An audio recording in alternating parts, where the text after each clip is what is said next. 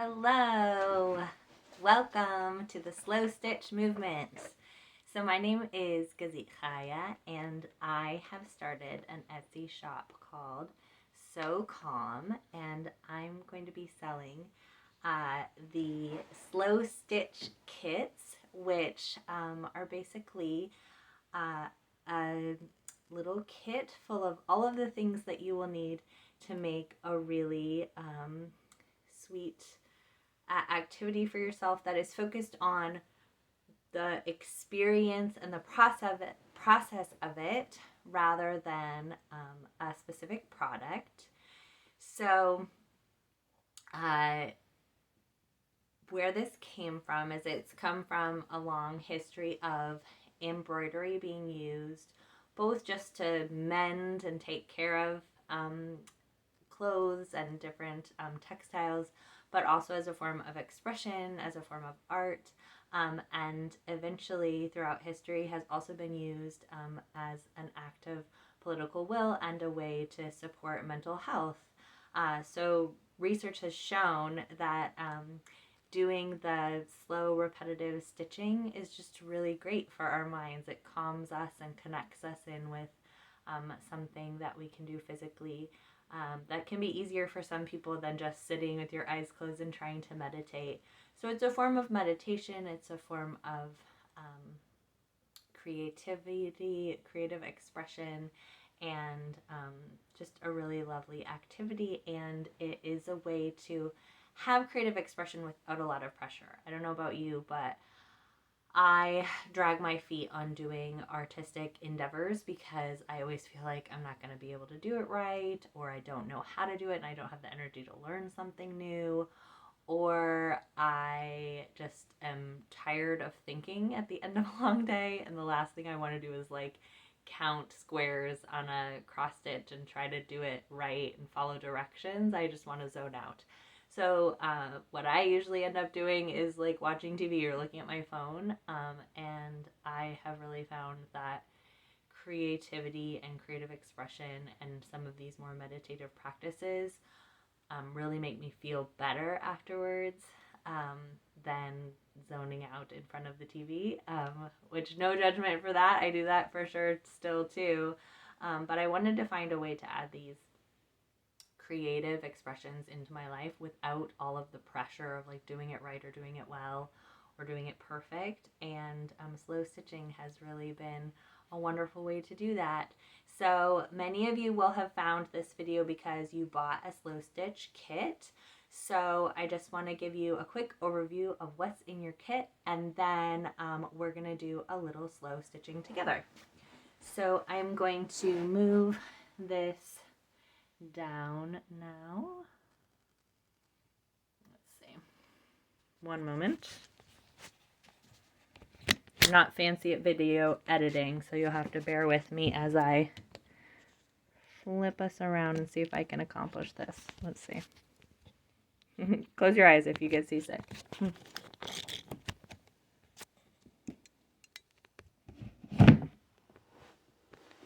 Okay, let's see if that's where we want to be.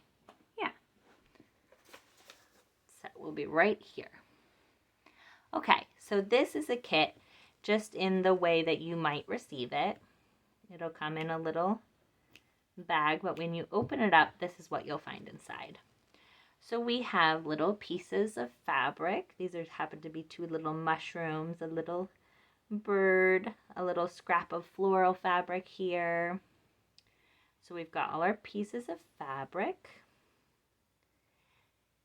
Then we've got some thread. This is regular thread. It's thin and won't make as much of a statement when you're using it. It's going to come out, you'll see the color, but it's just a thin piece of thread, so it won't be as bright or visual as when you use the embroidery thread, which is thicker. It can be broken up into pieces, but when you use it thick like this, it'll really show up on the fabric. These are some little beads, and you can put them on in whatever arrangement feels good to you. And here's our base fabric. So this is just a muslin, and is used almost like your piece of paper would be when you start a paper collage. So we're going to pile up our fabrics in a way that is very similar to collage. Some people, you're going to also have received your pins and a needle. So some people would like to decide the layout of their fabric first. I have done it both ways. I think maybe for this one, we'll go ahead and lay it out and pin it down and then start sewing. But you can put one piece on at a time and add to it that way if you'd like, without pre-planning. So I had already had a little bit of a plan here. I just love this little piece that comes on the side of the fabric and shows the colors that were used in that fabric.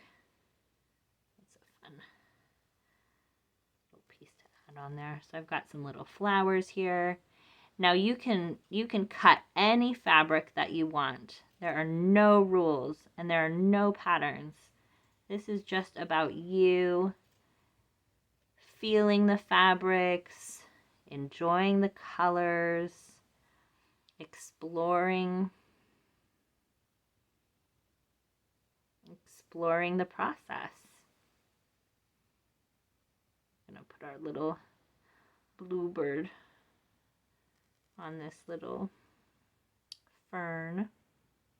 Maybe have it right behind there. Like we said before, no rules, no patterns, nothing to do right, nothing that can be done wrong. Maybe I'll put our little mushrooms over here. You don't have to use all of the fabric. You can use, some of it, save some of it for another project. You can always cut anything that you want. So embroidery thread is made up of many strings put together. So let's see. This guy might not want to come apart right now. Let's see where his little end is. This one seems to have... These are all from this giveaway shop that, well, it's a donation shop, and then you buy pieces, but it looks like this is got an old-fashioned metal piece here that I can't quite get apart right now, so I'm going to use the yellow. Yours is going to come in a little pre-cut piece like this, so you'll have less of a hard time, hopefully, than I'm having right now. Okay, here's our end on this guy. So you can already see, I'm just going to cut myself a piece. You can see on this end that there's several pieces here. You can sew with as many or as few as you'd like. If you take one piece, it won't show up quite as much. If you put them all together, it'll be quite a statement. I sometimes like to use 2 or 3. This is kind of a something in between. So I've got my thread. Now I'm going to take my needle, and my aunt was an excellent seamstress, and she told me to never lick the end of your thread to put them through the needle. I am not so serious, and I do not mind.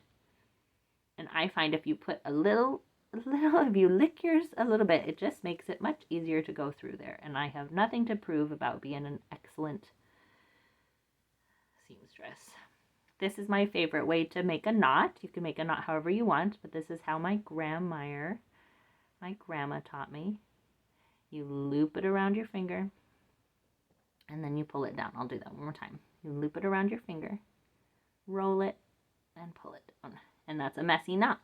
But because this is slow stitch, and because it's about being imperfect and just doing the process and enjoying it and not being so stressed, I feel great about it. Okay, now if you want, like I had said earlier, you can pin these down so that you have it sort of all in the way that you want. And I do find that as I go along, my original plan often changes. And I decide, oh, actually I want this over here, or I want this in a different spot. So be open to that. It's about the creative process. See if we can get one more pin here. Okay, and now we get to start sewing. So what should we put on first? I think maybe I'd like to start with, I really love this little bird. I feel like this bird is my favorite part here. So I'm going to start with this bird. I'm going to go through the back.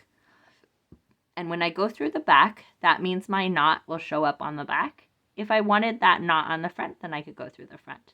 Now, slow stitching is about just not being fancy. It's not about incredible embroidery stitches. It's really about the straight stitch. So that's what I do. But you, of course, can get fancy, but there's no pressure. So I go up through one side of the fabric, pull it until the knot stops me, and then go down and pull it again until I get through. Then I'm going to go up and pull it all the way and go down.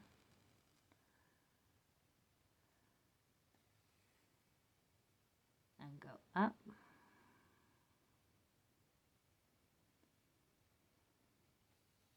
Pull it through. Now you might get a little knot when the fabric gets, or the thread gets itself a little caught. Just pull it up, straighten it out, and pull a little bit more slowly. And then go back down. And on this one, I'm doing some stitches that go out this way. I could do a stitch that goes across if I wanted.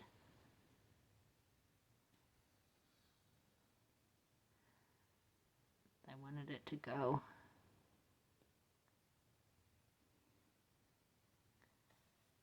closer together. Like that. I could make little X's if I wanted. I'm going to do one more straight stitch here, and then I could do some little X's up here on this little fern leaf. So just go up and down, and then go up on the other side of it and make a little X. And what I'm doing as I go is I'm thinking about how the fabric feels in my hands. I'm listening to the thread as it pulls through. This is something that can be done by someone who wants to go just by feel and not by sight.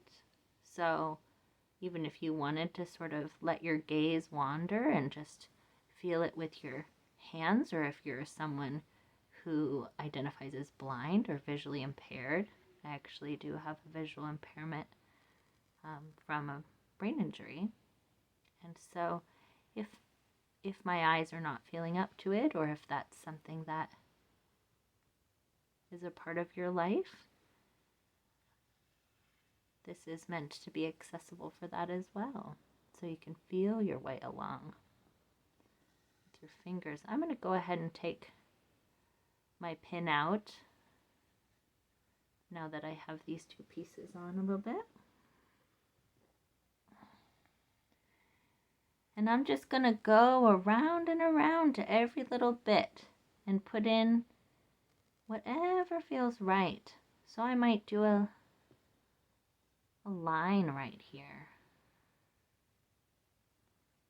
Some of these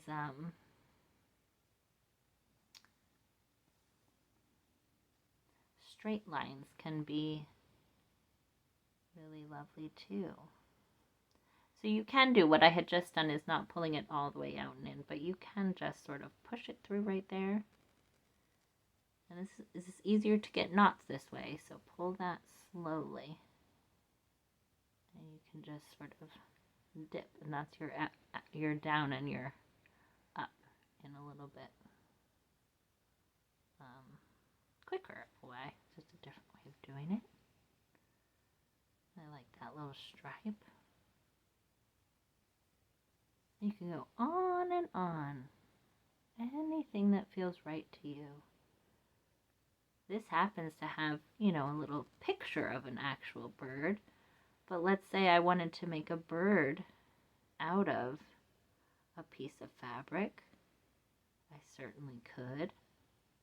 Just cut the fabric out in the shape of a bird, or I could put a little button on, or sew a little tiny eye.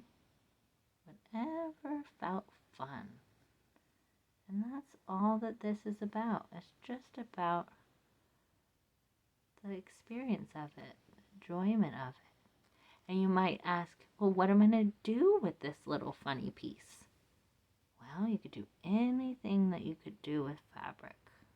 So you could hang it up in a frame just to look at. You could sew it on a pillowcase. You could patch a bunch of them together into a quilt. You could use it as a dust rag. All of this is fabric that would have been thrown away. So you can feel really good about giving a second life. Even if you just are ready to let it go, throw it away, that's fine too. Because all of this has been given a second life. Some of these fabrics would be compostable, the natural ones. But any buttons or lace or fabric that is more, I would say, you know, something like this one. This one's shiny. This one's probably not compostable. So some of them may be, but like I said, all of these are used little scraps that would have ended up in a dumpster anyway, so you can feel really good about giving them a second life. I like how these X's look. I had seen that done before, but I hadn't done that before. And nothing needs to be super secure, because, you know, unless you're going to turn it into a quilt, you're probably not going to throw these in the washing machine. Some people make little books out of these, almost like a journal. And I've seen people use them as a place to store their pins or needles. Endless ideas. You could put them on as a patch on a jean jacket, or even what else? Put it on a shirt as a pocket. So many ideas. So I just hope you enjoy this as much as I do. I think it is just a lovely, lovely activity. And it feels like I'm getting to be creative without having to buy a bunch of materials. And it feels like I'm connecting with my grandma and my aunt and my great-great-grandparents who used this, and even throughout all of history. It's really an ancient practice. And over the years, if people have said, what's your passion? What's the thing that you're on this planet to do? I could never find anything. And I just would always say, I don't know, but when I'm sewing in a straight line, I feel so happy. But I'm not skilled at sewing. I can't make clothes, and I don't know how to quilt. But I just love sewing in a straight line. Whenever my kiddo would get a little tear in pants, I would just be so delighted to be able to have something to sew in a straight line. And now I have found this beautiful slow stitch movement that encourages these slow little projects. And I get to do exactly what I love and share it with you, and I hope that you enjoy it too. So when you get to the end of one of your strings, a great way to tie it is to put it under another stitch. And then this little hole that's made by that, you're going to go through that and pull it tight. And do it twice. You can do it 3 times, but definitely do it twice to make sure that you're not going to lose that and have it all unravel. And then you can cut it off. And hold on, I've got the needle in my mouth. I personally love the back almost even more than I love the front. I just love how that looks and how uneven it is, and it makes me think about life and how so much of the time we see sort of the unfinished part of our life and we think, where's this going? What's going on? And we don't know that this whole finished beautiful thing is what's going on. It's just a matter of perspective. So I'm sending you so much love and hope you join me for more slow stitching and that you just feel as calmed and soothed and filled with joy by these beautiful things that we can make out of just somebody else's trash. Sending you so much love. Thanks for being here with me.